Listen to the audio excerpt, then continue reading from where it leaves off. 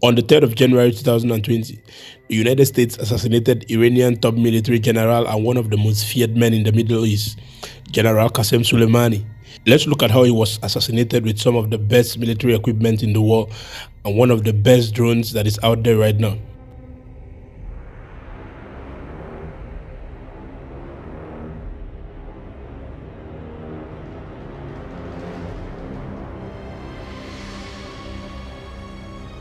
The MQ-9 Reaper is one of the deadliest military drones in the world. It is an expensive piece of military hardware at $64 million. The MQ-9 is an unmanned aerial vehicle that came into service in 2007, retiring the previously used MQ-1 Predator A.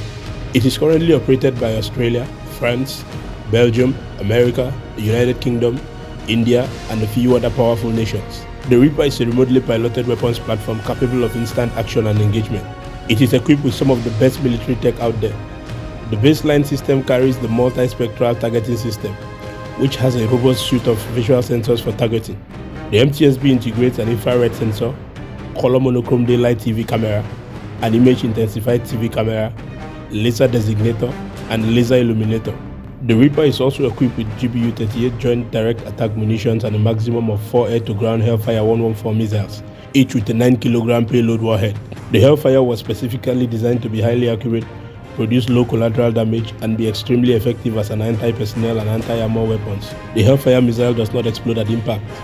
Rather, it is equipped with ninja swords which will pop out on impact and slice, shred, and possibly grind its targets. These weapons, when combined with the MQ-9's maximum range and altitude, spells disaster for the target, such as that time in 2017 when the deputy leader of Al-Qaeda, Abu Qais al-Mazri, was taken out in Syria. What makes the Reaper unique is its operational capabilities. It can fly as high as 50,000 feet, which is higher than a regular jet. It can fly up to 15 kilometers in the air while carrying 1,701 kilograms of missiles and bombs. The MQ-9 drone can go as fast as 482 kilometers per hour, but it has a cruising speed of 370 kilometers. While that may be slower than some other drones in the market like the Northrop Grumman RQ-4 Global Hawk that can hit 629 kilometers per hour, it's one of the compromises made in exchange for stealth, which is the creepiest thing about the Reaper. This drone flies in absolute silence. The Reaper can be flying very close to your head and you will never know except to see it. During the 2019 Aviation Air Show, the MQ-9 Reaper drone was out of place among the other ear-splitting aircraft.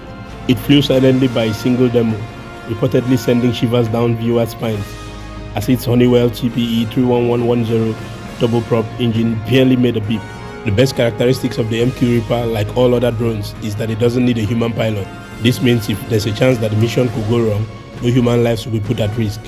In fact, operators can be as far as 1,850 kilometers from the drone and still perform maneuvers. The Reaper drone has only one objective whenever it hits the sky. That is to find, fix, and finish its targets. The MQ-9 is a wildcard. It roams the sky looking for its prey even at night. Once it picks the target, success rate is almost 100%.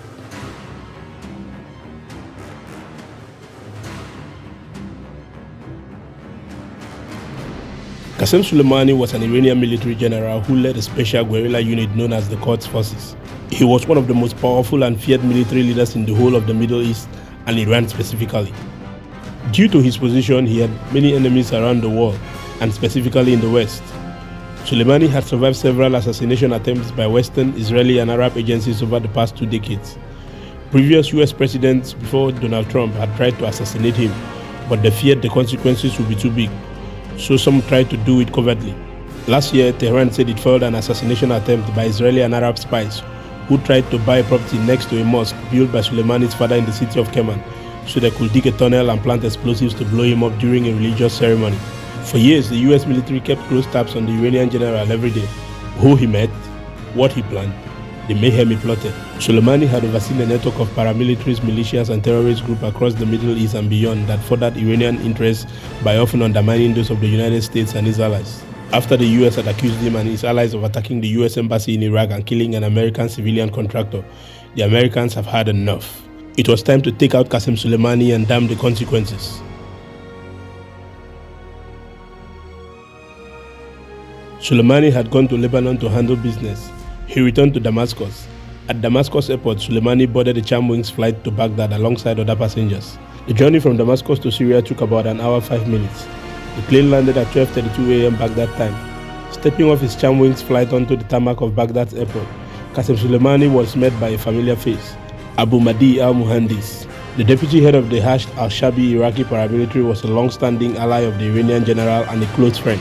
With him was a small reception party and 2 vehicles. Muhandis was seen by the US and his Iraqi rivals as the most dangerous man in Iraq, the executor of the Iranian will. He has been monitored by the Americans for years. Both parties boarded 2 vehicles that were waiting for them with their entourage. But this time, it was not going to be business as usual. Above them was the Reaper, circling quietly, waiting to prey on his targets. One of the biggest capabilities of the Reaper is that of surveillance. It roams the skies quietly, silently looking for its targets. All the while they had been at the airport, the Reaper had been in position, waiting for them to move and waiting for the order to strike. As soon as President Trump gave the go orders from Washington, the Reaper struck with the Hellfire AGM-114R9X Ninja missile. The blast hit Baghdad at about 1:45 a.m. and initial investigations have concluded that 3 guided missiles were fired at the 2 vehicles. The Hyundai Stax, traveling around 100 to 120 meters from the other vehicle, was struck with the first one. A second rocket narrowly missed the Toyota, which attempted to speed away. A third finished the job. The missiles which hit near the air cargo terminal reported Reuters killed Suleimani, Jamal Jafar Ibrahim, Abu Mahdi al-Muhandis, Suleimani's son-in-law, and the son-in-law of the late Hezbollah commander Imad Mughniya, who was assassinated by the CIA and Mossad in 2008. The Iraqi authorities needed several hours to identify the victims, some of whom had been completely touched. Suleimani, however, was easy to spot thanks to a large and distinctive ring he wore on his left hand embedded with a stark red stone, security officials told. The annihilation of Qasim Suleimani has sparked protests around the region, and Iran has vowed to avenge his death. On the 7th of January 2020, Iran had fired a dozen missiles into 2 American bases housing US troops, and the US has promised to respond back. But as we observe and watch events unfold, the Reaper is still very much around and ready to go when called upon.